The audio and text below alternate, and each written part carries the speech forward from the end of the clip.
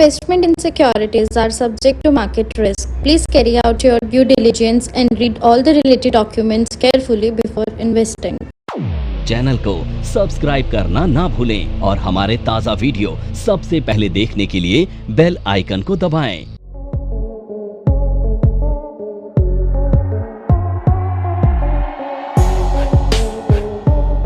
Hedging strategies क्या होती हैं, सबसे पहले वो समझ लो। जब आपके पास कोई एग्जिस्टिंग पोजीशन है और उसमें आपको लॉस होने की संभावना है तो आप क्या करते हो, हेज कर देते हो, टू प्रोटेक्ट योर प्रॉफिट और टू प्रोटेक्ट योर लॉस।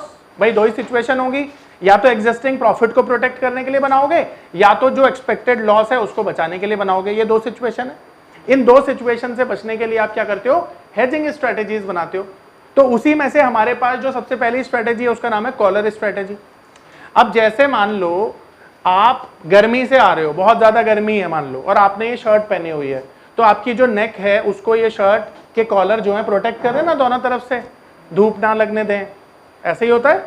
तो जिस तरह से कॉलर हमारी नेक को प्रोटेक्ट करती है, ठीक उसी तरह से ये कॉलर स्ट्रेटेजी आपके पोर्टफोलियो को प्रोटेक्ट करती है। ठीक है, तो यहां पर ये स्ट्रेटेजी आप कब बनाते हो, to protect your portfolio from little downside या टू प्रोटेक्ट योर प्रॉफिट। अब एक सिचुएशन क्रिएट करते हैं।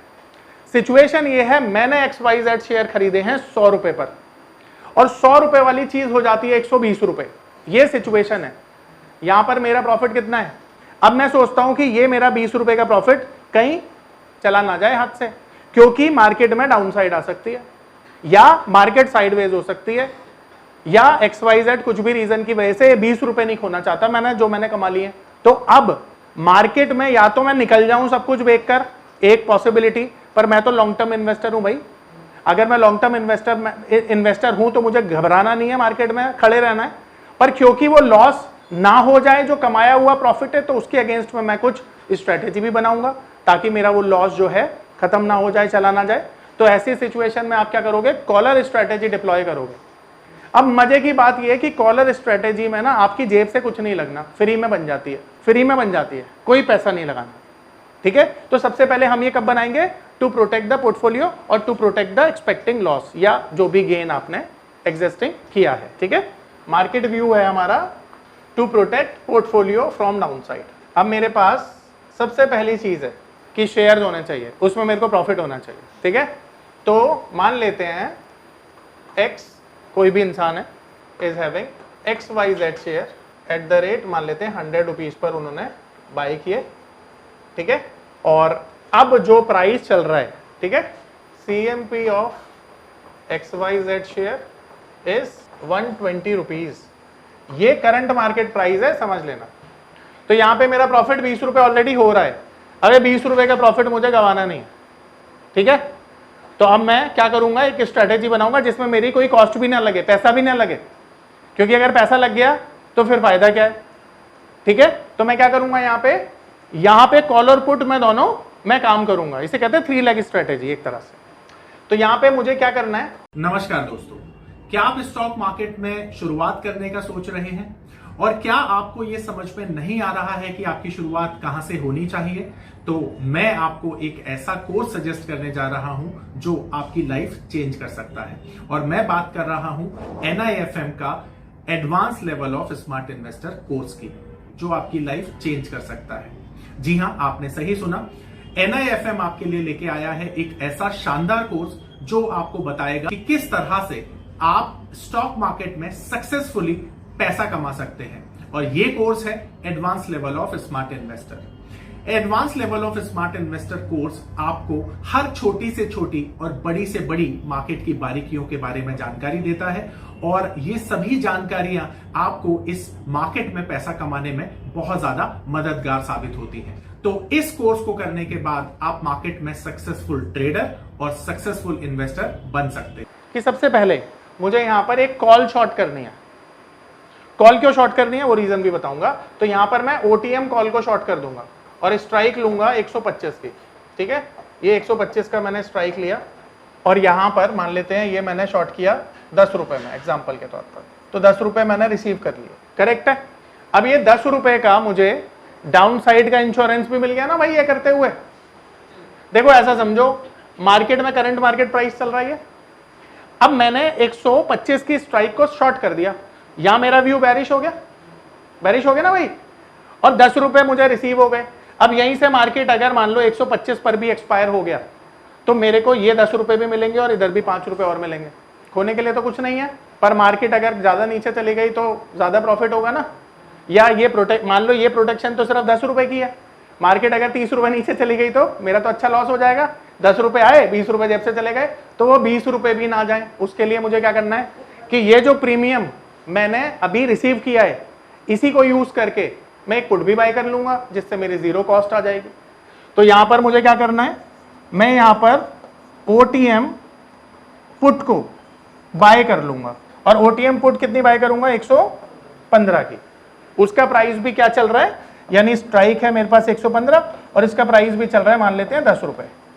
तो ये मैंने पे कर दिया यहां से। तो देखो यहां पे रिसीव किया, यहां पर पे करा, तो मेरी नेट कॉस्ट तो जीरो हो गई भाई, जीरो हो गई ना, क्योंकि जो मैंने रिसीव किया वही मैंने पे कर दिया। तो अब मैंने जेब से तो कुछ भी नहीं दिया ना, फ्री में मेरी ये स्ट्रेटेजी बन गई। अब मान लो बेस्ट केस सिनेरियो क्या होगा इसमें, देखो बेस्ट केस सिनेरियो ये है कि मार्केट 125 पर एक्सपायर हो जाए। अगर मार्केट 125 पर एक्सपायर हो गई तो मुझे 5 रुपए यहां पे मिल जाएंगे, मिल जाएंगे ना। देखो यहाँ पे जीरो हो जाएगा, वो भी जीरो हो जाएगा, तो जो यहां से कमाया यहां पे गवा दिया, ठीक है, कोई फायदा नहीं हुआ। पर मुझे कैश मार्केट में जो मेरे पास शेयर थे उसमें मुझे 5 रुपए का प्रॉफिट हो गया, करेक्ट है। पर सोचो एक वर्स्ट केस सिनेरियो सोचो कि मार्केट चला जाता है नीचे और वो चला जाता है बैक टू 100 रुपीज दोबारा से। तो अब मुझे यहां पर मान लेते हैं एक्सपायरी मार्केट की होती है 100 रुपीज पर, यह हाइपोथेटिकली सिचुएशन है, हम यहाँ पे अज्यूम कर रहे हैं। तो अब ये 100 रुपए पर अगर एक्सपायरी होगी तो देखो जो मैंने प्रॉफिट कमाया था 100 रुपए पर बाय करके, वो वापस 100 रुपए पर जब शेयर आ गया तो मेरा ये प्रॉफिट तो चला गया जो 20 रुपए मैंने कमाया था, करेक्ट है। पर अब इसको कंपनसेट कैसे करूंगा मैं, देखो कंपनसेट कैसे किया, जब मार्केट 100 रुपए पर आ गई तो यहां पर जो मैंने कॉल शॉर्ट किया था जिसमें मेरा व्यू बेरिश था, तो यहां पर क्या हुआ कि यहां पर ये जो कॉल है इसका प्राइस हो गया 0, तो ये मेरा 10 रुपीज का प्रॉफिट हो गया ना, ये 10 रुपीज का प्रॉफिट हो गया मेरा जैसे ये 0 हुआ। दूसरा यहां पर देखो, यहां पर अब ये पुट है ना, तो इसका मतलब ये है, ये पावर ऑफ नंबर थ्योरी इतनी बेहतरीन थ्योरी है कि इसे करने के बाद आप एक अलग अनुभव करेंगे और आपको लगेगा कि शायद इसी चीज की आपको तलाश थी। बहुत सालों की ट्रेडिंग के बाद, इन्वेस्टिंग के बाद आपको शायद ऐसे प्रोडक्ट की जरूरत थी जो मार्केट में आपको वो कॉन्फिडेंस दे पाए, जिस कॉन्फिडेंस के साथ आप रोज पैसा कमा पाए और जितना आप चाहें उतना पैसा कमा पाए। तो हमारी ये जो पावर ऑफ नंबर थ्योरी है ये आपको आपकी सभी इच्छाओं को पूरा करने के लिए है, और आप देखेंगे कि इस थ्योरी को करने के बाद जो आपका कॉन्फिडेंस है, आपकी जो एक्यूरेसी है, आपकी जो क्षमताएं हैं मार्केट से पैसा कमाने की, वो बहुत ज्यादा बढ़ जाएंगी। और आप देखेंगे कि जो आपने आज से पहले अनुभव नहीं किया था अपनी ट्रेडिंग के दौरान या इन्वेस्टमेंट के दौरान, आप इतना बेहतर अनुभव करेंगे इस कोर्स को करने के बाद कि इसकी वैल्यू जब 100 रुपए मार्केट चल रहा होगा तो इसकी वैल्यू 15 रुपए आ जाएगी, 15 रुपए आ जाएगी ना। तो ये 10 वाली चीज कितनी हो गई, 15 रुपए हो गई इसकी वैल्यू, इसकी वैल्यू कितनी हो गई 15 रुपए। तो मैंने कितना पे किया था, बढ़कर कितना हो गया, तो नेट प्रॉफिट कितना हुआ यहाँ पे, ये प्रॉफिट है मेरा। अब यहां पर 5 रुपए का प्रॉफिट हुआ और यहां पे मेरा 10 रुपए का प्रॉफिट हुआ, तो नेट नेट मुझे कितने रुपए मिल गए, ये नेट नेट 15 रुपए मुझे मिल गए प्रॉफिट के। तो इससे जो डाउन साइड आने पर मेरा प्रॉफिट गिर गया था 20 रुपए, मैंने उसे रिकवर कर लिया 15 रुपए विदाउट एनी कॉस्ट, ठीक है, क्योंकि मैंने यहां पर कोई कॉस्ट तो लगाई नहीं थी, जीरो कॉस्ट स्ट्रेटेजी थी जिसमें मेरा पैसा बच गया। तो ये ऐसे माहौल में जहां पर आपको लगता है कि मार्केट नीचे जा सकती है और मेरा कमाया हुआ जो पैसा है वो ना मेरी जेब से चला जाए, ये स्ट्रेटेजी डिप्लॉय करके आप बना सकते हो। अब अगली स्ट्रेटेजी भी हमारी हेजिंग स्ट्रेटेजी है जो आपके पोर्टफोलियो को प्रोटेक्ट कर सकती है और फ्यूचर के साथ भी आप इसे बना सकते हैं, ठीक है। तो इसका नाम है प्रोटेक्टिव कॉल। तो इस स्ट्रेटेजी का क्या नाम है, प्रोटेक्टिव कॉल। अब मार्केट व्यू क्या होना चाहिए आपका, यहां पर market view to protect upside, ठीक है ना। तो यहां पर सबसे पहला हमारा जो मार्केट व्यू है वो होगा टू प्रोटेक्ट अपसाइड। ठीक है, अब सिचुएशन यहां पर क्या है कि आपने फ्यूचर सेल किया हुआ था। ठीक है, यानी कि यहां पर सेलिंग फ्यूचर पोजीशन हमारे पास होनी चाहिए। मैं इक्विटी क्यों नहीं डाल रहा, क्योंकि इक्विटी को आप केवल इंट्राडे में शॉर्ट कर सकते हो, ये आप सबने पढ़ा है, सीखा है। ठीक है, तो यहां पर अगर किसी के पास शॉर्ट पोजीशन है और वो भी फ्यूचर की, ठीक है, तो उसको मैं प्रोटेक्ट करूंगा। अब एग्जांपल के तौर पर मान लेता हूं मेरे पास निफ्टी शॉर्ट पड़ा हुआ है, एग्जांपल के तौर पर। अब ये मैं कोई भी एग्जांपल ले सकता था, गोल्ड सिल्वर कोई भी एग्जांपल ले सकता था, पर मैं यहां पर एग्जांपल ले रहा हूं निफ्टी का। ठीक है, और निफ्टी मैंने मान लेते हैं सेल करी हुई है, और सेल की हुई है निफ्टी मैंने मान लेते हैं 22,000 पे। ठीक है, अब यहां पर मेरा व्यू क्या है, बेरिश है ना, तभी तो मैंने सेल की हुई है। अगर मेरा व्यू किसी भी चीज पर बेरिश है तभी तो मैं कर सकता हूं सेलिंग। अब अगर मार्केट नीचे जा रही है तो कोई परेशानी नहीं है, मेरा प्रॉफिट हो रहा है। पर अगर मान लेते हैं यहां पर मेरा व्यू चेंज हुआ और मार्केट में कोई अच्छी न्यूज आ गई, तो अच्छी न्यूज की वजह से मार्केट ऊपर चला जाएगा। या मान लेते किसी बड़ी कंपनी के TCS जैसे, रिलायंस जैसे जो शेयर हैं, अगर उनके रिजल्ट अच्छे आते हैं तो उनका इंपैक्ट इंडेक्स पे ज्यादा होता है, जिसकी वजह से मार्केट ऊपर चला जाता है। तो ये भी रीजन हो सकता है। तीसरा, कोई अच्छी न्यूज आ सकती है, ठीक है, या टेक्निकल ब्रेकआउट भी आ सकता है, कुछ भी XYZ रीजन हो सकता है जिसकी वजह से मार्केट ऊपर चला जाएगा। अब मार्केट अगर ऊपर गया तो मेरा नुकसान होगा या फायदा? नुकसान, क्योंकि मैंने शॉर्ट पोजीशन बनाई हुई है। अब इस नुकसान से मुझे बचना है तो मुझे क्या करना पड़ेगा, हेजिंग करनी पड़ेगी। हेजिंग के लिए मैं क्या करूंगा, कॉल को बाय करूंगा, कॉल को बाय करूंगा, इसीलिए ये प्रोटेक्टिव कॉल है नाम। तो मैं क्या करूंगा, यहां पर कॉल को बाय करूंगा। मान लेते हैं अगर मार्केट भी 22,000 पे चल रही है, तो 22,000 की मार्केट पर मेरे पास तो 3 ऑप्शन है, in the money, eight the money, out of the money. कौन सा मैं बाय करूंगा?